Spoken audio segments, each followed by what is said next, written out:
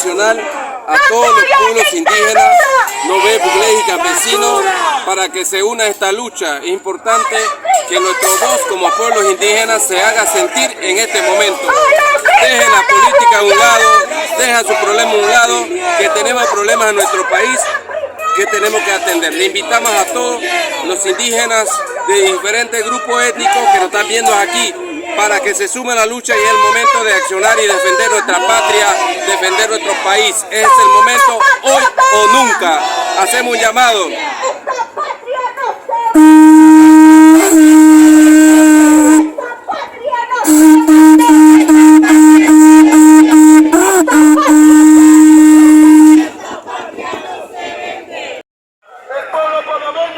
Ha dicho no al contrato minero. Si este contrato minero será aprobado, los pueblos de Buglé lo tumbará. Lo vamos a tumbar. Lo vamos a tumbar. Ese es nuestro mensaje del pueblo de Buglé, indígenas. Le hacemos saber aquí al gobierno, a todo el país, de nuestros pueblos indígenas y campesinos rechaza rotundamente el contrato minero. ¡Niagara minería! ¡Niagara minería! ¡Niagara minería!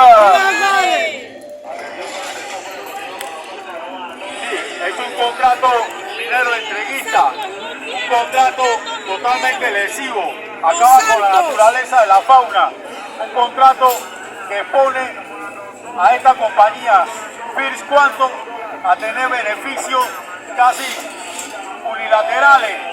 Es una república dentro de otra república, el cual perdemos la nacionalidad y perdemos la patria como país, como nación. Así que tenemos que rechazar rotundamente, bajo todos los aspectos posibles, este tratado, este convenio que se hace de forma unilateral y solamente lo que hace es vender la nación como tal. Niagare, contrato.